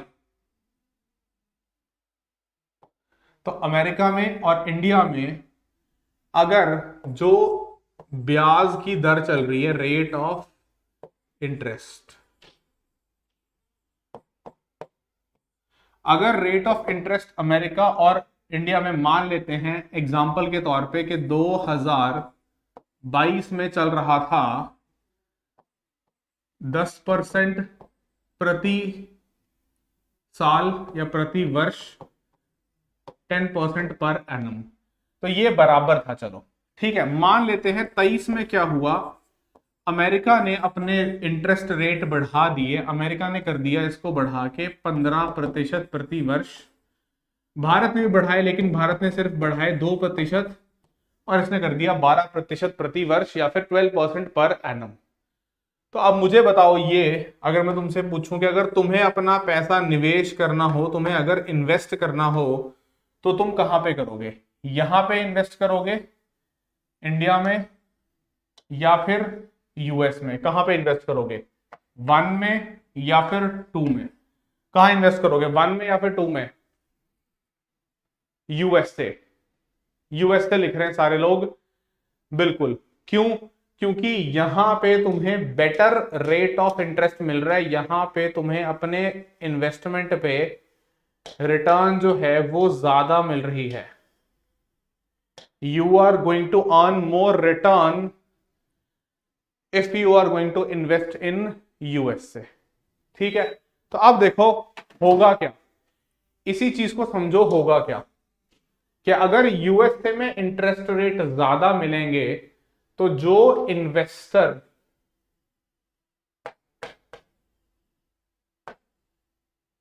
इंडिया के अंदर बैठा हुआ है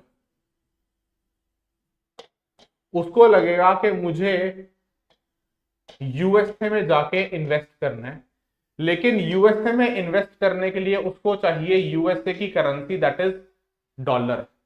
तो इसीलिए डिमांड जो है वो किसकी बढ़ जाएगी, demand for dollar will increase. और यहां पे हो क्या रहा है कि लोग जो हैं वो डिमांड कर रहे हैं दोबारा से डॉलर, रूपी लेके जा रहे हैं कि भाई रूपी ले लो, एक्सचेंज करके बदले में डॉलर्स दे दो, क्योंकि मुझे डॉलर जो हैं वो इन्वेस्ट करने हैं यूएस में जाके। एब्सोल्युटली, मृत्युंजय ने बोला कि capital outflows will be more, बिल्कुल, demand for dollar will increase and demand for rupee will decrease. Rupee की डिमांड कम हो जाएगी, डॉलर की डिमांड बढ़ जाएगी, और लोग ज्यादा डॉलर इकट्ठा करना शुरू करेंगे, रूपी की सप्लाई बढ़ा देंगे मार्केट में कि भाई रुपया ले लो, डॉलर मुझे दे दो। इससे क्या होगा, दोबारा से डॉलर अगर मान लो चल रहा था $1 वॉज इक्वल टू ₹70, वो बढ़ के हो जाएगा $1 विल बिकम ऑफ ₹80। यानी कि इस केस में dollar will appreciate and rupee will depreciate। तो अब इससे तुम्हारा कॉन्सेप्ट क्या निकल के आया? कॉन्सेप्ट ये निकल के आया कि जिस भी कंट्री में रेट ऑफ इंटरेस्ट ज्यादा मिलेगा उसकी करेंसी जो है वो अप्रिशिएट करेगी। कि अगर अमेरिका में रेट ऑफ इंटरेस्ट ज्यादा है तो डॉलर अप्रिशिएट करेगा, अगर इंडिया में रेट ऑफ इंटरेस्ट ज्यादा है तो रूपी अप्रिशिएट करेगा। ठीक है, ये समझ में आया? अगर ये समझ में आया तो जल्दी से एक बार थम्स अप दे दो। Yes yes, of course it will happen automatically Shubhangi Sinha, this will happen automatically. The price exchange rate system will be decided automatically because we are talking about a flexible exchange rate system. Here is no government intervention is taking place in a flexible exchange rate system, right? As far as a flexible exchange rate system is concerned, the foreign exchange rate is being decided only and purely on the basis of market forces, or you can say on the basis of demand and supply। ठीक है नीलम, यार वो फिर नीलम सिंह अलग बात हो जाएगी। नीलम सिंह ने तो बोला कि भाई why don't we not increase our interest rates, that is a separate thing, कि हम कितना इंटरेस्ट रेट बढ़ा सकते हैं, क्योंकि फिर उसका इंटरेस्ट रेट बढ़ाने का मतलब ये है कि लोन लेना तुमने महंगा कर दिया। ठीक है, that is a different thing. हाँ absolutely, more rate of interest जिस कंट्री में मिल रहा होगा उस कंट्री की जो करेंसी है वो अप्रिशिएट करना स्टार्ट कर जाएगी। ठीक है, चलो let's, that is the flexible exchange rate system जो हमने डिटेल में डिस्कस कर लिया। So if $1 is equal to 60 rupees, $1.65, $1.70, $1.75, तो this is depreciation of rupee and it is appreciation of dollar. ठीक है, इस तरफ सॉरी, यहां पे ये अगर ऐसे जा रहा है 60, 65, 70, 75, रूपी डेप्रिशिएट, डॉलर एप्रिशिएट। अगर ये ऐसे जा रहा है तो इट इज एप्रिसिएशन ऑफ रूपी, के रूपी 75, 70, 65, 60 के रूपी अब महंगा हो रहा है। रूपी 75 का $1, 70 का $1, 65 का $1, 60 का $1। तो एप्रिसिएशन इस तरफ हो रही है किसकी?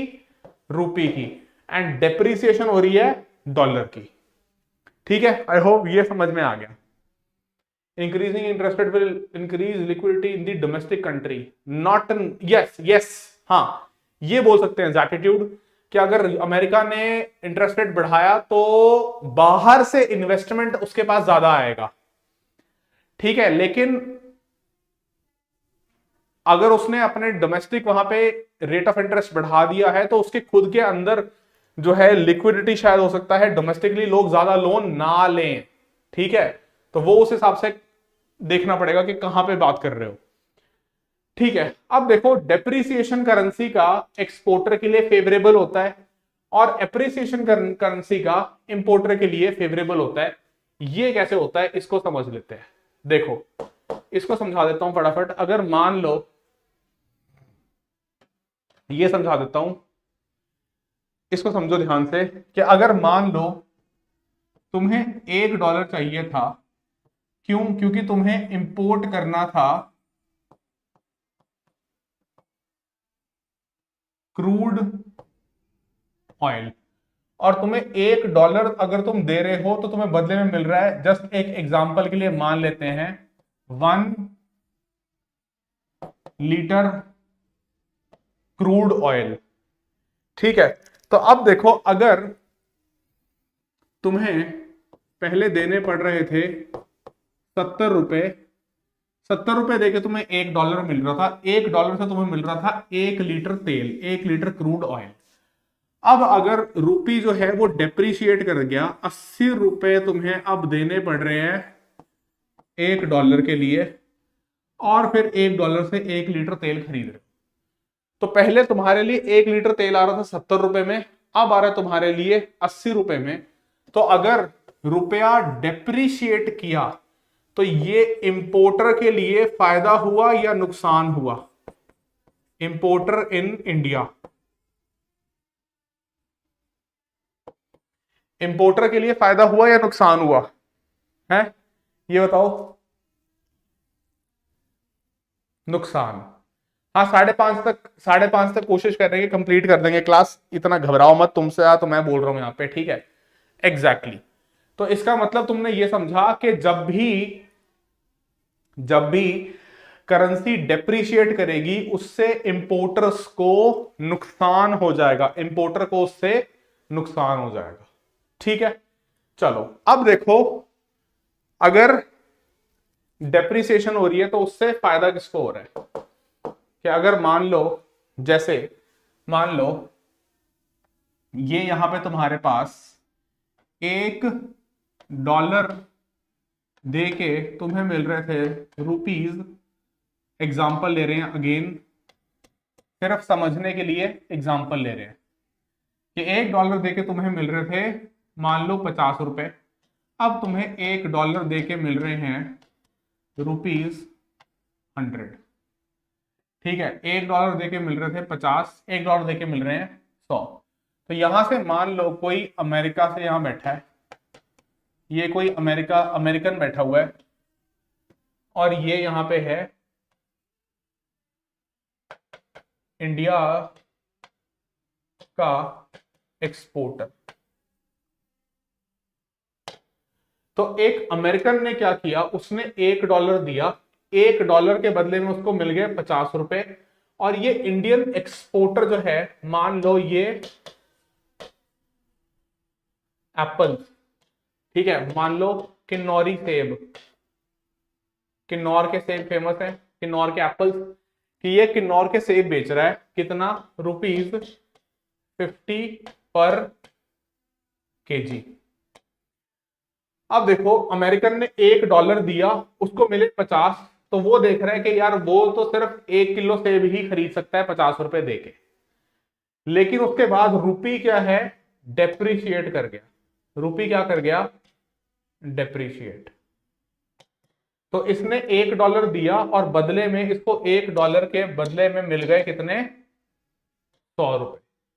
तो अब ये देख रहा है कि इस 100 रुपए से ये क्या कर सकता है, ये 2 केजी एप्पल खरीद सकता है। तो इससे होगा क्या, अगर मेरी डोमेस्टिक करेंसी डेप्रिशिएट करती है तो इसका फायदा किसको होगा, it will benefit exporters, it will benefit exporters in India, क्योंकि इनका एक्सपोर्ट जो है वो सस्ता हो गया, इनका एक्सपोर्ट जो है वो बढ़ गया। क्या वो वहां पे देख सकता है कि वो 100 रुपए लेके आएगा, 100 रुपए मिल गए, उसको ज्यादा वो एक्सपोर्ट कर सकता है, या उसके एक्सपोर्ट जो है वो बढ़ जाएंगे, एक्सपोर्ट का वॉल्यूम उसको देखने को मिलेगा कि इंक्रीज कर गया। ठीक है, ये बात समझ में आई कि डेप्रिसिएशन से एक्सपोर्टर्स को फायदा एंड इंपोर्टर्स को नुकसान। ठीक है, रिपीट क्या करूं भाई बताओ, सिंपल सी बात है, $1 देके पहले उसको मिल रहे थे 50 रुपए, 50 रुपए से वो 1 किलो सेब खरीद रहा था। अब मैंने माना कि सेब का दाम उतना ही रहा मार्केट में, लेकिन रुपया डिप्रिशिएट कर गया, तो $1 के बदले मिल रहे हैं 100 रुपए, तो 100 रुपए से वो खरीद पा रहे हैं अब वही 50 रुपए प्रति किलो के हिसाब से 2 किलो सेब। तो इंडिया में जो ये एक्सपोर्टर बैठा था सेब का, जो सेब एक्सपोर्ट कर रहा था अमेरिका, इसको देखने को मिलेगा कि अब ये ज्यादा एक्सपोर्ट कर पा रहा है, तो बेनिफिट किसको होगा, बेनिफिट होगा एक्सपोर्टर को। ठीक है जी,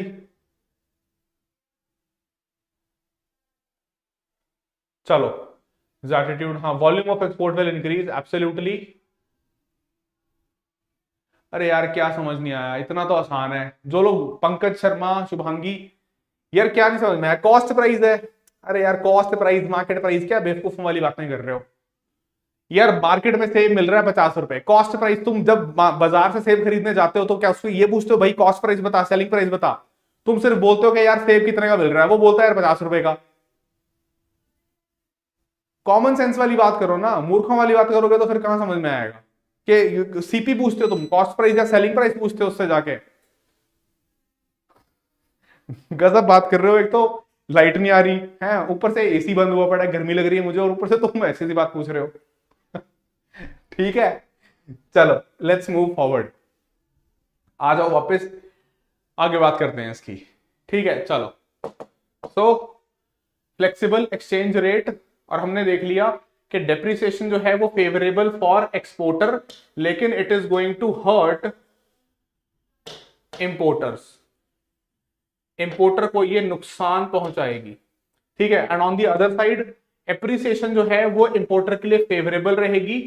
एप्रिसिएशन जो है किसको नुकसान पहुंचाएगी? It will hurt the exporter, it will hurt the exporter, ठीक है। चलो लेट्स मूव फॉरवर्ड नाउ। फिर देखो दूसरा है तुम्हारे पास, ये देखो ये था फ्लेक्सिबल एक्सचेंज रेट सिस्टम, जिसमें मैंने कहा था कि सिर्फ मार्केट फोर्सेस के बेसिस पे डिसाइड हो रहा है, ठीक है। अब जो है दूसरी चीज है fixed exchange rate system. Fixed exchange rate system में it is the authorities which is deciding, it is the authority, यानी कि इट इज द गवर्नमेंट और you can say the central bank, usually it is the government, कि अगर सरकार ने बोल दिया कि भाई $1 70 रुपए का तो 70 रुपए का, सरकार ने बोल दिया $1 80 रुपए का तो 80 रुपए का, तो उसमें हम क्या बोल रहे हैं? अगर 70 से गिर के 80 हो गया तो उसको बोलते हैं डीवैल्यूएशन। जो तुम्हारा फ्लेक्सिबल एक्सचेंज रेट सिस्टम में डेप्रिसिएशन था, ठीक है, वही डेप्रिसिएशन अपने आप हो रहा था, मार्केट फोर्सेस के हिसाब से हो रहा था, मार्केट फोर्सेस। यहां पे वही डेप्रिसिएशन जो है उसको हम बोल रहे हैं डीवैल्यूएशन, लेकिन ये डीवैल्यूएशन मार्केट फोर्सेस के हिसाब से नहीं हो रहा, ये सरकार कर रही है। मतलब बोल देगी सरकार अगर कि भाई 70 नहीं है 80, 80 नहीं है 90, 90 नहीं है 100, तो ये क्या है? डीवैल्यूएशन। और इसका बेनिफिट होगा एक्सपोर्टर को। तो तुम्हारा चाइना ने यही काम किया, चाइना ने अपनी करेंसी को जानबूझ के डीवैल्यू किया ताकि उसके एक्सपोर्ट बढ़ जाए, एक्सपोर्टर्स को फायदा हो जाए। क्यों? क्योंकि चाइना मेजरली एक एक्सपोर्ट ड्रिवन कंट्री है। चाइना मेजरली एक एक्सपोर्ट ड्रिवन कंट्री है, ठीक है जी। आगे बात समझ में। दूसरी तरफ देखो, अगर इसका उल्टा किया जाए, उल्टे का मतलब कि अगर 80 से 60 रुपए सरकार, मतलब तुम्हारा फ्लेक्सिबल वाले में ये क्या था? एप्रिसिएशन। फ्लेक्सिबल वाले सिस्टम में था ये एप्रिसिएशन, तो यहां इसको हम बोलेंगे रीवैल्यूएशन ऑफ द करेंसी। कौन से में? ये फिक्स्ड एक्सचेंज रेट में। यहां पे हम बोलेंगे रीवैल्यूएशन। क्यों? क्योंकि फ्लेक्सिबल में हो रहा था मार्केट फोर्सेस के हिसाब से, यहां रीवैल्यूएशन हो रहा है या रीवैल्यूएशन कर रही है सरकार, ठीक है। तो एप्रिसिएशन था फ्लेक्सिबल वाले में, फिक्स्ड वाले में एप्रिसिएशन का मतलब है रीवैल्यूएशन जो सरकार कर रही है, ठीक है। एंड डेप्रिसिएशन जो फ्लेक्सिबल वाले में था, जब सरकार फिक्स्ड एक्सचेंज रेट सिस्टम में कर रही है, उसको बोल रहे हैं devaluation. Depreciation devaluation, appreciation revaluation, ठीक है जी। So that is fixed exchange rate system. फिर एक और है हमारे पास मैनेज्ड फ्लोटिंग। अब देखो यहां पे क्या हो रहा है मैनेज्ड फ्लोटिंग में, या फिर इसको डर्टी फ्लोट भी बोल देते हैं। इसमें जब तो तुम्हारी स्थितियां जो हैं वो सामान्य हैं, नॉर्मल टाइम्स या फिर नॉर्मल सर्कमस्टेंसेस, तो वहां पे तो गवर्नमेंट का कोई भी इंटरवेंशन नहीं होगा, नो इंटरवेंशन। यानी कि एक्सचेंज रेट नॉर्मल टाइम्स में कैसे तय हो रहा है? Bye market forces, demand and supply के बेसिस पे।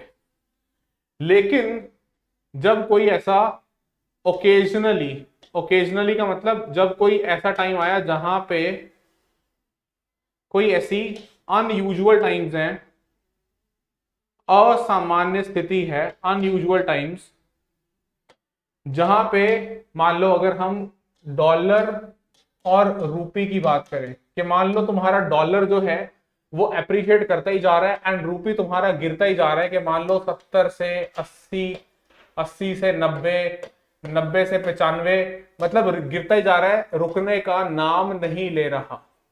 तो इस केस में फिर क्या होगा, यहां पे इस ओकेजनली या फिर अनयूजुअल टाइम्स में नाउ गवर्नमेंट विल इंटरवीन। सरकार अब यहां पे इंटरवीन करेगी बीच में और एक्सचेंज रेट को स्टेबल करने की कोशिश करेगी। ठीक है, कैसे कि अगर यहां पे डॉलर डिमांड में ज्यादा है तभी रूपी तुम्हारा डिप्रिशिएट कर रहा है, राइट। तो यहां पे फिर हम क्या करेंगे, हम मार्केट के अंदर आरबीआई क्या करेगा, डॉलर की सप्लाई बढ़ानी शुरू करेगा, डॉलर की सप्लाई इंक्रीज करनी शुरू करेगा, ताकि ये रुपया वापस 95 से थोड़ा 90 पे आ जाए, 90 से फिर वापस 95 से 90, 90 से 80, 80 से 70, ऐसे बढ़ना शुरू करे कि रुपये की सप्लाई कम करेगा, डॉलर की सप्लाई बढ़ा देगा।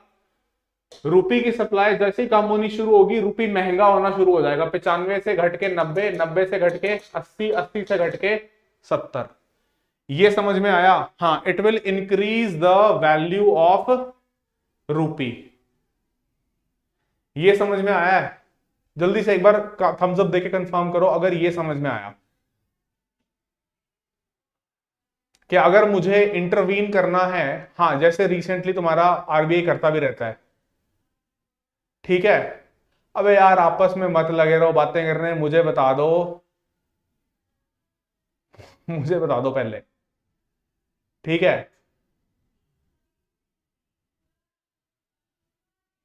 अरे यार इधर थम्स अप दे दो अगर समझ में आ गया तो।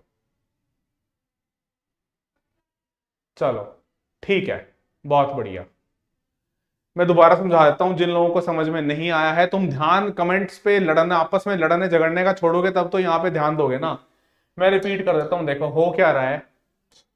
मैंने ये बोला कि अगर मान लो $1 जो था वो था 70 रुपए का, वो गिर के हो गया 80 रुपए का, वो गिर के हो गया 90 रुपए का, कि रुपया जो है वो तुम्हारा लगातार गिरता जा रहा है। डॉलर जो है उसके मुकाबले रूपी जो है वो डेप्रिशिएट करता ही जा रहा है, ठीक है। अगर वो डेप्रिशिएट करता ही जा रहा है तो यहां पे अब क्या होगा, मैनेज्ड फ्लोटिंग अगर सिस्टम है तो जनरली नॉर्मल टाइम्स के अंदर तो सरकार या बैंक, रिजर्व बैंक इंटरवीन नहीं करेगा। लेकिन किसी ऐसे अनयूजुअल टाइम्स में जहां पे हमारी करेंसी जो है वो डेप्रिशिएट करती ही जा रही है, वहां पे सरकार जो है वो क्या करेगी, इंटरवीन करेगी। कैसे इंटरवीन करेगी? अब देखो, अगर डॉलर में, मार्केट में डॉलर की सप्लाई मैं बढ़ा दूं, कि अगर ये देखो यहां पे रुपए जो था वो 90, $1 90 का था, अगर मैं क्या करूं यहां पे, अगर डॉलर की सप्लाई इंक्रीज कर दूं और मार्केट से पैसा उठा लूं, मतलब मैं क्या करूं कि मार्केट में डॉलर दे दूं और रुपी मार्केट से उठाना शुरू कर दूं, ठीक है। कि मैं क्या करूं, मैं मार्केट से रुपी उठाना शुरू कर दूं, कि मैं बोलूं भाई रुपी मुझे दे दो, ये लो डॉलर, रुपी मुझे दे दो, ये लो डॉलर। तो उससे क्या होगा, डॉलर की सप्लाई बढ़ जाएगी, रुपी की सप्लाई कम होनी शुरू हो जाएगी, मतलब कि रुपी डिमांड में हो जाएगा ज्यादा। जब रुपी डिमांड में ज्यादा हो जाएगा तो रुपी महंगा होना शुरू हो जाएगा। तो अब यहां ₹90 इक्वल टू $1, उल्टा होना शुरू हो जाएगा, ₹80 इक्वल टू $1, ₹70 इक्वल टू $1। क्यों? मैंने डॉलर की सप्लाई बढ़ा दी और डिमांड किसकी बढ़ गई, डिमांड इंक्रीज हो गई किसकी, रुपी की। क्यों? क्योंकि मैं डिमांड कर रहा हूं कि भाई मुझे रुपया दे दो, ये डॉलर ले लो मुझसे, ठीक है। कि मैं क्या बोल रहा हूं कि भाई मुझसे ये डॉलर ले लो, रुपया मुझे दे दो। तो सब लोग जो हैं वो क्या डिमांड कर रहे हैं अब, रुपी, और जिसकी डिमांड ज्यादा होगी उसका प्राइस बढ़ जाएगा। सिंपल तुम्हारा फंडा जो है। तो यहां पे क्या होगा, यहां पे डॉलर अब डेप्रिशिएट करेगा, रुपी एप्रिशिएट करेगा। और मैंने क्या कर दिया, मैंने रुपी के एक्सचेंज रेट को स्टेबल कर दिया, जो कि पहले ये मैं देख रहा था कि यहां पे गिरता ही चला जा रहा था। ठीक है, तो इसीलिए फिर सरकार इंटरवीन करेगी, या फिर कह लो सरकार के बिहाफ पे आरबीआई इंटरवीन करेगा। लेकिन उसके लिए जरूरी है कि आरबीआई के पास फॉरेन एक्सचेंज रिजर्व जो हैं वो मौजूद हों, वो पड़े हों। ठीक है, आगे बात समझ में? चलो, अब आई होप अब समझ में आ गई है, नहीं तो इसके बाद फिर तुम बाद में दोबारा देख लेना, यूट्यूब पे पढ़ा ही हुआ है। फिर देखो, अब एक हमारे पास है नॉमिनल एक्सचेंज और हमारे पास है रियल एक्सचेंज। ये डिस्कस करते हैं फिर खत्म करेंगे। हाँ एग्जैक्टली। अब देखो यहां पे क्या हो रहा है, नॉमिनल एक्सचेंज और रियल एक्सचेंज में क्या अंतर है।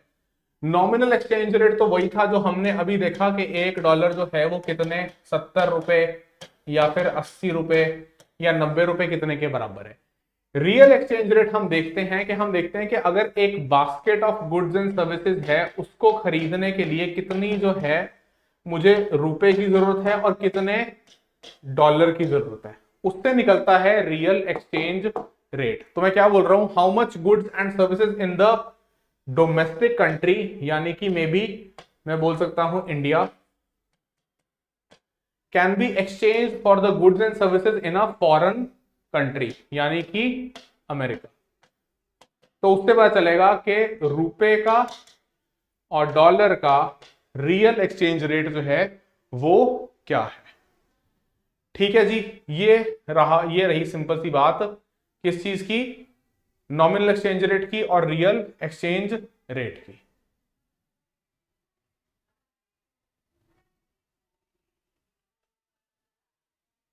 ठीक है, अब देखो इसके बाद क्या हो रहा है, फिर हमारे पास एक और कॉन्सेप्ट है जिसको हम बोल रहे हैं NEER and REER, nominal effective exchange rate और रियल इफेक्टिव एक्सचेंज रेट। अब देखो क्या हो रहा है कि जब हम बात करते हैं कि वाकई में इंडिया जो है, हम देख रहे हैं कि कौन से इंडिया के मेजर ट्रेडिंग पार्टनर्स हैं, ट्रेडिंग पार्टनर्स हैं। तो इसमें मैं क्या देख रहा हूं कि देखो, मेजर ट्रेडिंग पार्टनर्स का मतलब यह हुआ कि मुझे जो है हर किसी के साथ अपनी करेंसी एक्सचेंज करने का कोई मतलब नहीं है। क्यों? क्योंकि देखो, मैं रुपए को, मुझे फॉरेन करेंसी की किसकी जरूरत है, मुझे उसी फॉरेन करेंसी की जरूरत है जिसके साथ मैं ट्रेड कर रहा हूं। जैसे कि अगर मान लो मैं यूएई, यूनाइटेड अरब एमिरेट्स के साथ ट्रेड कर रहा हूं, मैं यूएसए के साथ ट्रेड कर रहा हूं, मैं चाइना के साथ ट्रेड कर रहा हूं, ठीक है, तो मुझे इन कंट्रीज की करेंसी की रिक्वायरमेंट है। तो मैं देखूंगा कि हाँ यार, इन कंट्रीज से तो मैं ट्रेड कर रहा हूं, तो मैं देखूंगा कि रुपी का क्या एक्सचेंज रेट चल रहा है इनके साथ। ठीक है, सिमिलरली जिन कंट्रीज के साथ मैं ट्रेड कर ही नहीं रहा, जिनके साथ मैं व्यापार कर ही नहीं रहा, तो मुझे उनकी करेंसी की क्या ही जरूरत है। समझ रहे हो इस बात को? कि अगर मान लो कीनिया है, जिम्बाब्वे है, या चिली, पेरुग्वे, या कोई भी ऐसा कंट्री है जिसके साथ मैं व्यापार नहीं कर रहा, मुझे उसकी करेंसी की जरूरत ही नहीं है, तो मैं क्यों देखूंगा कि रुपी का और उसका एक्सचेंज रेट क्या चल रहा है। तो जो तुम्हारा नीर है, यानी कि नॉमिनल इफेक्टिव एक्सचेंज रेट, ये क्या करता है, ये देखता है, ये बेसिकली इसको एक इंडेक्स बोलते हैं, ये देखता है कि कौन कौन से इंडिया के मेजर ट्रेडिंग पार्टनर्स हैं, ठीक है, और रुपी का क्या एक्सचेंज रेट चल रहा है इन मेजर ट्रेडिंग पार्टनर्स की करेंसी के साथ।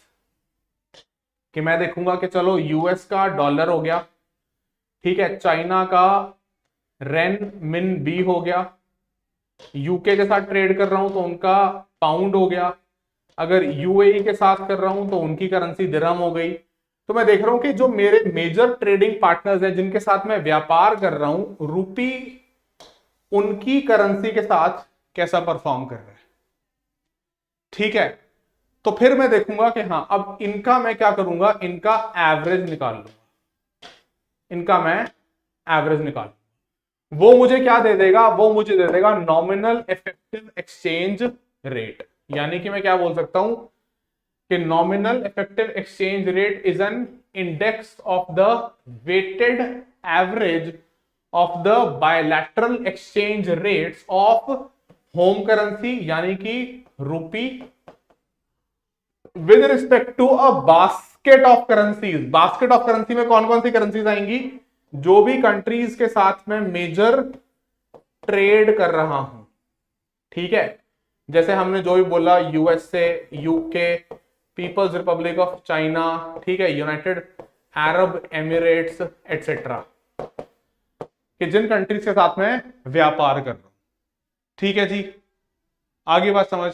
तो इसीलिए हम इसको इन्फ्लेशन, यहां पे नीर जो है नॉमिनल अगर लिखा है तो इसका मतलब इन्फ्लेशन से एडजस्ट नहीं किया, ठीक है। हाँ, average of home currency with the basket of other currencies with which India is major trade partner, ठीक है। हाँ, जिनके साथ हमारा व्यापार हम ज्यादा करते हैं, क्योंकि हमें फर्क वाकई में उनसे पड़ता है वैसे। दूसरा देखो रियल इफेक्टिव एक्सचेंज रेट, इसमें सिर्फ कुछ नहीं किया, जब हम नीर को, ये ऊपर वाले को, इसको नॉमिनल इफेक्टिव एक्सचेंज रेट को इन्फ्लेशन के लिए एडजस्ट कर दें, मतलब उसमें से इन्फ्लेशन को हम एडजस्ट करके हटा दें, तो उसको हम बोल देते हैं रियल इफेक्टिव एक्सचेंज रेट, यानी कि रीर, यानी कि रीर।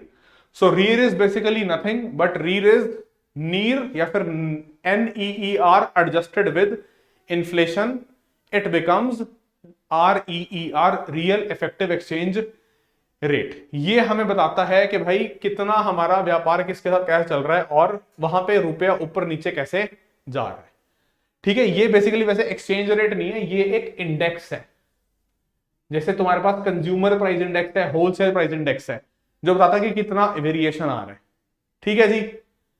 चलो अब आ जाओ कि शिफ्ट अभी रिसेंटली, पहले बेस ईयर था 2004-05, अब बेस ईयर है नीर और रीर के लिए 2015-16, और एग्जिस्टिंग बास्केट पहले 36 थी, अब उसमें हमने 40 करेंसीज जो हैं वो डाल दी हैं, जिसके बेसिस पे हम नीर को कैलकुलेट करते हैं, ठीक है जी। ये आप देख सकते हो नीर और रीर के बीच में डिफरेंस यहां पे मैंने इंक्लूड कर दिया, जो मैंने आपको भी समझाया, ठीक है। अब देखो हमारे कंपोनेंट क्या है फॉरेन एक्सचेंज रिजर्व के, तो हमारे पास फॉरेन करेंसी एसेट्स, यानी कि जैसे हमारे पास कुछ डॉलर है, कुछ पाउंड हैं, ऐसे करके, फिर कुछ हमारे पास गोल्ड में पैसा है, कुछ हमारे पास स्पेशल ड्रॉइंग राइट्स हैं IMF के, और हमारी reserve position with the IMF। तो ये तुम्हें ऐसे देखने को मिलता है कि ये देखो अभी लेटेस्ट जो है अप्रैल 2023 में इंडिया के पास कितने फॉरेन एक्सचेंज रिजर्व थे, तो ये तुम्हें देखने को मिल रहा है कि अगर हम करोड़ में देखें तो 4,797,026, यानी कि 47,97,026 रुपए, ये तुम्हारे हैं टोटल फॉरेन एक्सचेंज रिजर्व्स। इसमें फॉरेन करेंसी एसेट्स हैं मेजॉरिटी कंपोनेंट, दूसरे नंबर पे है गोल्ड, तीसरे पे है स्पेशल ड्रॉइंग राइट्स, और चौथे पे है reserve position with the IMF, यानी कि या फिर तुम कह सकते हो कि ये 5,84,248 US मिलियन डॉलर्स, ठीक है जी। ये IF में ही, ये IF में नहीं, ये हमारे पास पड़े हैं, जो RBI के पास पड़े हैं, ठीक है, ये IMF के पास नहीं, ये हमारे पास पड़े हैं रिजर्व बैंक ऑफ इंडिया के पास, ठीक है। अब तुम्हारे पास 5 मिनट हैं, जिसने जो डाउट पूछना है अब पूछ लो। अब तुम बताओ, जो तुम इतनी देर से गचमच मचा रहे हो ना कमेंट बॉक्स में, कोई किसी को लड़ रहा है, कोई किसी की टांग खींच रहा है, कोई कुछ पूछ रहा है, कोई कुछ पूछ रहा है, भाई तुम क्लासेस पूछ रहे थे, तकरीबन 4-5 क्लासेस और पढ़ी हैं, ठीक है, 4-5 क्लासेस जो हैं और पढ़ी हैं। स्पेशल ड्रॉइंग राइट्स, SDR जब तुम क्या करते हो, जब तुम IMF की RBI, जब तुम IMF में जाके मेंबरशिप लेते हो तो तुम वहां कुछ पैसे देते हो उनको, कोटा, जिसको उसके बेसिस पे कोटा मिलता है, और तुम्हें SDR असाइन किए जाते हैं, स्पेशल ड्रॉइंग राइट्स, ठीक है, वो हम उसको बोलते हैं SDR, स्पेशल ड्रॉइंग राइट्स। एक तरीके से वेटेड एवरेज होता है 5 करेंसीज का, ठीक है, जिसमें यूएस का डॉलर है, चाइना का रेनमिनबी है, जापान का येन है, और उसके बाद तुम्हारा यूरो और पाउंड, यूरोपियन यूनियन का यूरो और यूके का पाउंड। ठीक है,